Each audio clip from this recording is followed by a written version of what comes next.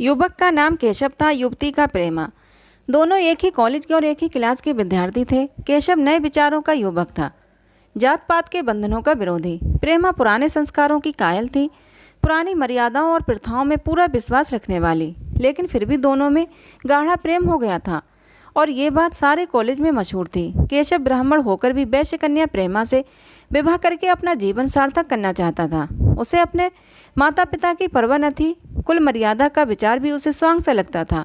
उसके लिए सत्य कोई वस्तु थी तो प्रेम थी, किंतु प्रेमा के लिए माता पिता और कुल परिवार के आदेश के विरुद्ध एक कदम बढ़ाना भी असंभव था। संध्या का समय है। विक्टोरिया पार्क के एक निर्जन स्थान में दोनों आमने सामने हरियाली पर बैठे हुए हैं। सैर करने वाले एक एक करके विदा हो गए, किंतु ये दोनों अभी वहीं बैठे हुए हैं। उनमें एक ऐसा प्रसंग छिड़ा हुआ है जो किसी तरह समाप्त नहीं होता। केशव ने झुंझलाकर कहा, इसका ये अर्थ है कि तुम्हें मेरी परवाह नहीं है? प्रेमा ने उसको शांत करने की चेष्टा करके कहा, तुम मेरे साथ अन्याय कर रहे हो केशव, लेकिन मैं इस विषय को माता पिता के सामने कैसे छेड़ूं, ये मेरी समझ में नहीं आता। वे लोग पुरानी रूढ़ियों के भक्त हैं। मेरी तरफ से कोई ऐसी बात सुनकर मन में जो जो शंकाएं होंगी उनकी तुम कल्पना कर सकते हो? केशव ने उग्र भाव से पूछा, तो तुम भी उन्हीं पुरानी रूढ़ियों की गुलाम हो? प्रेमा ने अपनी बड़ी बड़ी आंखों में मृदु स्नेह भरकर कहा, नहीं, मैं उनकी गुलाम नहीं हूँ, लेकिन माता पिता की इच्छा मेरे लिए सब चीज़ों से अधिक मान्य है। तुम्हारा व्यक्तित्व कुछ नहीं है, ऐसा ही समझ लो। मैं तो समझता था कि ये ढकोसले मूर्खों के लिए ही हैं, लेकिन अब मालूम हुआ कि तुम जैसी विदुषियाँ भी उनकी पूजा करती हैं। जब मैं तुम्हारे लिए संसार को छोड़ने को तैयार हूँ तो तुमसे भी यही आशा करता हूँ। प्रेमा ने मन में सोचा, मेरी अपनी देह पर क्या अधिकार है? जिन माता पिता ने अपने रक्त से मेरी सृष्टि की है और अपने स्नेह से उसे पाला है, उनकी मर्जी के खिलाफ कोई काम करने का उसे कोई हक नहीं। उसने दीनता के साथ केशव से कहा, क्या प्रेम स्त्री और पुरुष के रूप में ही रह सकता है, मैत्री के रूप में नहीं? मैं तो आत्मा का बंधन समझती हूँ। केशव ने कठोर भाव से कहा, इन दार्शनिक विचारों से तुम मुझे पागल कर दोगी प्रेमा। बस इतना ही समझ लो, मैं निराश होकर जिंदा नहीं रह सकता। मैं प्रत्यक्षवादी हूँ और कल्पनाओं के संसार में प्रत्यक्ष का आनंद उठाना मेरे लिए असंभव है।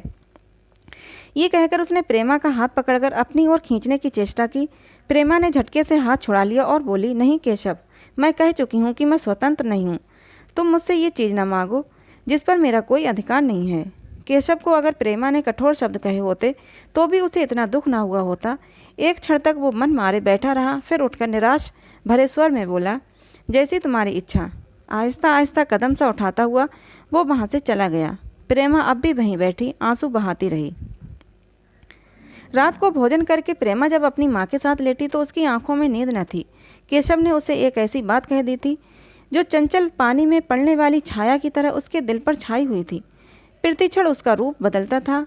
वो उसे स्थिर न कर सकती थी। माता से इस विषय में कुछ कहे तो कैसे, लज्जा मुंह बंद कर देती थी। उसने सोचा, अगर केशव के साथ मेरा विवाह न हुआ तो उस समय मेरा क्या कर्तव्य होगा। इन भांति भांति के विचारों में एक बात जो उसके मन में निश्चित हुई वो ये थी कि केशव के सिवा वो किसी से भी विवाह ना करेगी। उसकी माता ने पूछा, क्या तुझे अब तक नींद ना आई? मैं तुझसे कितनी बार कहती हूँ कि थोड़ा बहुत घर का काम काज कर लिया कर, लेकिन तुझे किताबों से ही फुर्सत नहीं मिलती। 4 दिन में तू पराए घर जाएगी, कौन जाने कैसा घर मिले। अगर कुछ काम करने की आदत ना रही तो कैसे निभा होगा। प्रेमा ने भोलेपन से कहा, मैं पराए घर जाऊंगी ही क्यों? माता ने मुस्कुराकर कहा, लड़कियों के लिए यही तो सबसे बड़ी विपत्ति है बेटी। माँ बाप की गोद में पलकर ज्यों ही सयानी हुई दूसरों की हो जाती हैं।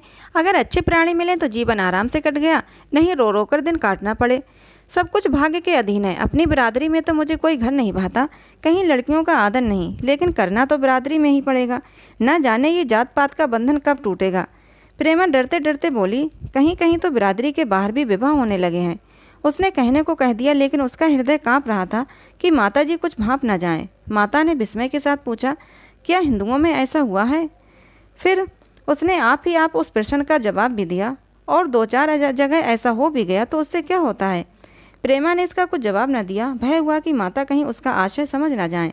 उसका भविष्य एक अंधेरी खाई की तरह उसके सामने मुंह खोले खड़ा था, मानो उसे निगल जाएगा। उसे न जाने कब नींद आ गई। प्रातःकाल प्रेमा सोकर उठी तो उसके मन में एक विचित्र साहस का उदय हो गया था। सभी महत्वपूर्ण फैसले हम आकस्मिक रूप से लिया करते हैं, मानो कोई दैवी शक्ति हमें उनकी ओर खींच ले जाती है। वही हालत प्रेमा की थी। कल तक वो माता पिता के निर्णय को मान समझती थी, पर संकट को सामने देखकर उसमें उस वायु की हिम्मत पैदा हो गई थी जिसके सामने कोई पर्वत आ गया हो। वही मंद वायु प्रबल वेग से पर्वत के मस्तक पर चढ़ जाती है और उसे कुचलती हुई दूसरी तरफ जा पहुंचती है। प्रेमा मन में सोच रही थी, मानो ये देह माता पिता की है, किंतु आत्मा तो मेरी है। मेरी आत्मा को जो कुछ भुगतना पड़ेगा वो इसी देह से भुगतना पड़ेगा। अब वो इस विषय में संकोच करना अनुचित ही नहीं, घातक समझ रही थी। अपने जीवन को क्यों एक झूठे सम्मान पर बलिदान करे।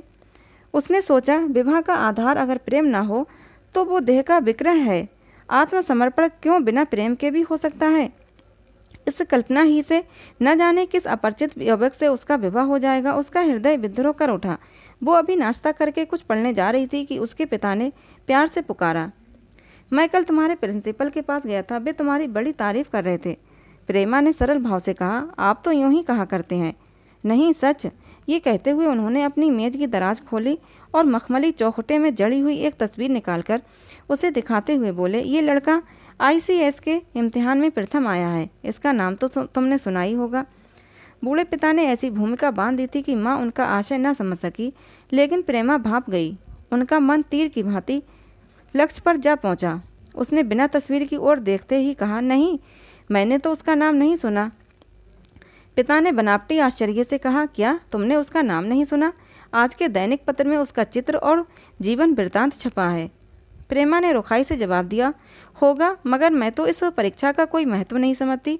मैं तो समझती हूँ जो लोग इस परीक्षा में बैठते हैं वे पल्ले सिरे के स्वार्थी होते हैं। आखिर उनका उद्देश्य इसके सिवाय और क्या होता है कि अपने गरीब निर्धन दलित भाइयों पर शासन करें और खूब धन संचय करें। ये तो जीवन का कोई ऊंचा उद्देश्य नहीं है। इस आपत्ति में जलन थी, अन्याय था, निर्दयता थी। पिताजी ने समझा था प्रेमा ये बखान सुनकर लट्टू हो जाएगी। ये जवाब सुनकर तीखे स्वर में बोले, तू तो ऐसी बातें कर रही है जैसे तेरे लिए धन और अधिकार का कोई मूल्य ही नहीं। प्रेमा ने ढिठाई से कहा, हाँ, मैं तो इसका मूल्य नहीं समझती। मैं तो आदमी में त्याग देखती हूँ। मैं ऐसे युवकों को जानती हूँ जिन्हें ये पद जबरदस्ती भी दिया जाए तो स्वीकार न करेंगे। पिता ने उपहास के ढंग से कहा, ये तो आज मैंने नई बात सुनी। मैं तो देखता हूँ कि छोटी छोटी नौकरियों के लिए लोग मारे मारे फिरते हैं। मैं जरा उस लड़के की सूरत देखना चाहता हूँ जिसमें इतना त्याग हो। मैं तो उसकी पूजा करूँगा। शायद किसी दूसरे अवसर पर यह शब्द सुनकर प्रेमा लज्जा से सिर झुका देती, पर इस समय उसकी दशा उस सिपाही की सी थी जिसके पीछे गहरी खाई हो। आगे बढ़ने के सिवा उसके लिए और कोई मार्ग न था।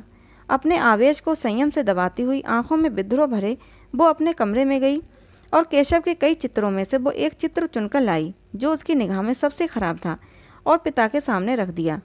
बूढ़े पिताजी ने चित्र को उपेक्षा के भाव से देखा, लेकिन पहली दृष्टि में ही उसने उन्हें आकर्षित कर लिया। ऊंचा कद था और दुर्बल होने पर भी उसका गठन स्वास्थ्य और संयम का परिचय दे रहा था। मुख पर प्रतिभा का तेज न था, पर विचारशीलता का कुछ ऐसा प्रतिबिंब था जो उसके मन में विश्वास पैदा करता था। उन्होंने उस चित्र की ओर देखते हुए पूछा, ये किसका चित्र है? प्रेमा ने संकोच से सिर झुकाकर कहा, ये मेरे ही क्लास में पढ़ते हैं। अपनी ही बिरादरी का है। प्रेमा की मुख मुद्रा धूमिल हो गई। इसी प्रश्न के उत्तर पर उसकी किस्मत का फैसला हो जाएगा।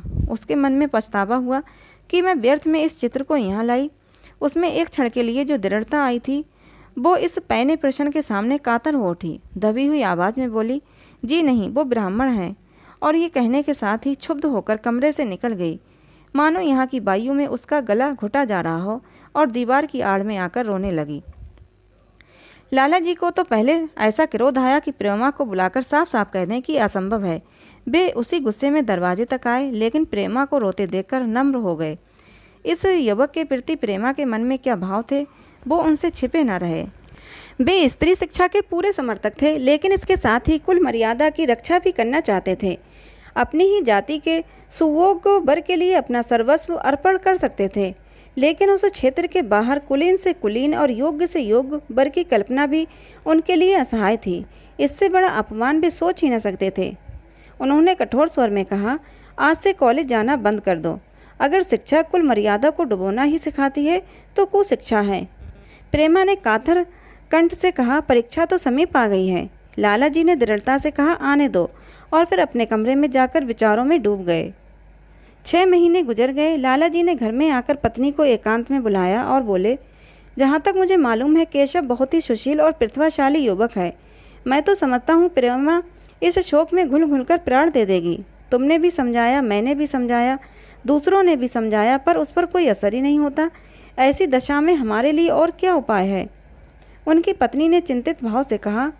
कर तो दोगे, लेकिन रहोगे कहाँ? न जाने कहाँ से ये कुलच्छनी मेरी कोख में आई। लाला जी ने भवें सुकेड़कर तिरस्कार के साथ कहा, ये तो 1000 दफ़ा सुन चुका, लेकिन कुल मर्यादा के नाम को कहाँ तक रोएं? चिड़िया का पर खोल कर ये आशा करना कि वो तुम्हारे आंगन में ही फुदकती रहेगी भ्रम है। मैंने इस पर ठंडे दिल से विचार किया और इस नतीजे पर पहुंचा हूँ कि हमें इस आपधर्म को स्वीकार कर लेना ही चाहिए। कुल मर्यादा के नाम पर मैं प्रेमा की हत्या नहीं कर सकता। दुनिया हंसती हो हंसे, मगर वो ज़माना बहुत जल्द आने वाला है जब ये सभी बंधन टूट जाएंगे। आज भी सैकड़ों विवाह जात पात के बंधनों को तोड़कर हो चुके हैं। अगर विवाह का उद्देश्य स्त्री और पुरुष का सुखमय जीवन है तो हम प्रेमा की उपेक्षा नहीं कर सकते हैं। वृद्धा ने क्षुब्ध होकर कहा, जब तुम्हारी यही इच्छा है तो मुझसे क्या पूछते हो? लेकिन मैं कह देती हूँ कि मैं इस विवाह के नज़दीक न जाऊँगी, न कभी इस छोकरी का मुँह देखूँगी। समझ लूँगी जैसे और सब लड़के मर गए वैसे ये भी मर गई। तो फिर आखिर तुम क्या करने को कहती हो? क्यों नहीं उस लड़के से विवाह कर देते? उसमें क्या बुराई है? वो 2 साल में सिविल सर्विस पास करके आ जाएगा। केशव के पास क्या रखा है? बहुत होगा किसी दफ्तर में क्लर्क हो जाएगा। और अगर प्रेमा प्राण हत्या कर ले तो कर ले। तुम तो उसे और शह देते हो। जब उसे हमारी परवाह नहीं है तो हम उसके लिए अपने नाम को क्यों कलंकित करें? प्राण हत्या करना कोई खेल नहीं है, ये सब धमकी है। मन घोड़ा है, जब तक उसे लगाम न दो पुष्ट पर हाथ भी न रखने देगा। जब उसके मन का ये हाल है तो कौन कहे केशव के साथ ही जिंदगी भर निभा करेगी? जिस तरह आज उससे प्रेम है उसी तरह कल दूसरे से हो सकता है। तो क्या पत्ते पर अपना मांस बिकवाना चाहते हो? लाला जी ने स्त्री को प्रश्न सूचक दृष्टि से देखकर कहा, और अगर वो कल खुद जाकर केशव से विवाह कर ले तो तुम क्या कर लोगी? फिर तुम्हारी कितनी इज्जत रह जाएगी? वो चाहे संकोच बस या चाहे हम लोगों के लिहाज से यूं ही बैठी रहे, पर यदि जिद पर कमर बांध ले हम तो कुछ नहीं कर सकते ना। इस समस्या का ऐसा भीषण अंत भी हो सकता है, ये इस वृद्धा के ध्यान में भी न आया था। ये प्रश्न बम के गोली की तरह उसके मस्तक पर गिरा। एक क्षण तक वो अबाक बैठी रह गई, मानो इस आघात ने उसकी बुद्धि की धज्जियाँ उड़ा दी हों। फिर पराभूत होकर बोली, तुम्हें अनोखी ही कल्पनाएं सूझती हैं। मैंने तो आज तक कभी नहीं सुना कि किसी कुलीन कन्या ने अपनी इच्छा से विवाह किया है। तुमने ना सुना हो, लेकिन मैंने सुना है और देखा है, और ऐसा होना बहुत संभव है। जिस दिन ऐसा होगा उस दिन तुम मुझे जीता न देखोगे। मैं ये नहीं कहता कि ऐसा होगा ही, लेकिन होना संभव है। तो जब ऐसा होना है तो इससे तो यही अच्छा है कि हम ही इसका प्रबंध करें। जब नाक ही कट रही है तो तेज छुरी से क्यों ना कटे? कल केशव को बुलाकर देखो क्या कहता है। केशव के पिता सरकारी पेशेंसर थे। मिजाज के चिड़चिड़े और कृपण धर्म के आडंबरों में ही उनके चित्त को शांति मिलती थी। कल्पना शक्ति का अभाव था, किसी के मनोभावों का सम्मान न कर सकते थे। वे अब भी उस संसार में रहते थे जिसमें उन्होंने अपने बचपन और जवानी के दिन काटे थे। नवयुग की बढ़ती हुई लहर को वे सर्वनाश कहते थे और कम से कम अपने घर को दोनों हाथों और दोनों पैरों का जोर लगाकर उसे बचाए रखना चाहते थे। इसलिए जब एक दिन प्रेमा के पिता उसके पास पहुंचे और केशव से प्रेमा के विवाह का प्रस्ताव किया तो बूढ़े पंडित जी अपने आपे में न रह सके। धुंधली आंखें फाड़कर बोले, आप भंग तो नहीं खा गए हैं? इस तरह का संबंध और चाहे जो कुछ भी हो विवाह नहीं है। मालूम होता है आपको भी कि नए जमाने की हवा लग गई है। बूढ़े बाबूजी ने नम्रता से कहा, मैं खुद ऐसा संबंध नहीं पसंद करता।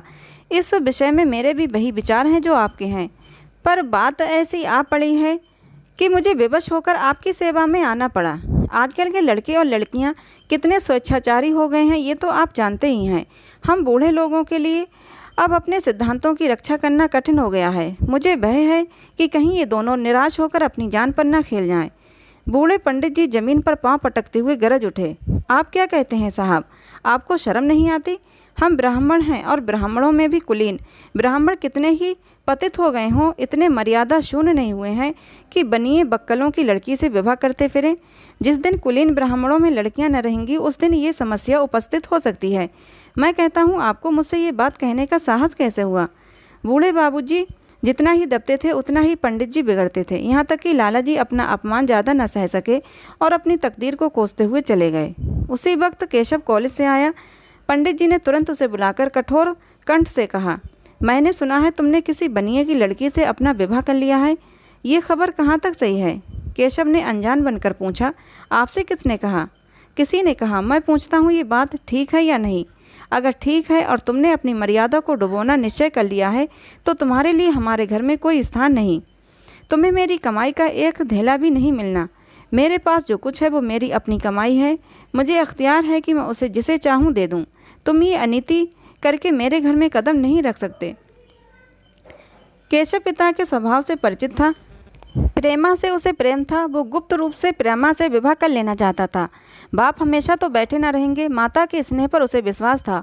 उस प्रेम की तरंग में वो सारे कष्टों को झेलने के लिए तैयार मालूम होता था। लेकिन जैसे कोई कायर सिपाही बंदूक के सामने जाकर हिम्मत खो बैठता है और कदम पीछे हटा लेता है, वही दशा केशव की हुई। वो साधारण युवकों की तरह सिद्धांतों के लिए बड़े बड़े तर्क कर सकता था, जबान से उनमें अपनी भक्ति की दुहाई दे सकता था, लेकिन इसके लिए यातनाएं झेलने की सामर्थ्य उसमें न थी। अगर वो अपनी जिद पर अड़ा और पिता ने भी अपनी टेक रखी तो उसका कहाँ ठिकाना लगेगा? उसका जीवन ही नष्ट हो जाएगा। उसने दबी जबान से कहा, जिसने आपसे ये कहा है बिल्कुल झूठ कहा है। पंडित जी ने तीव्र नेत्रों से कहा, तो ये खबर बिल्कुल गलत है। जी हाँ, बिल्कुल गलत।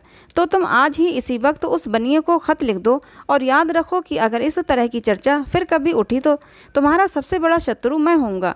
बस जाओ। केशव और कुछ न कह सका। वो वहाँ से चला तो ऐसा मालूम होता था कि पैरों में दम नहीं है।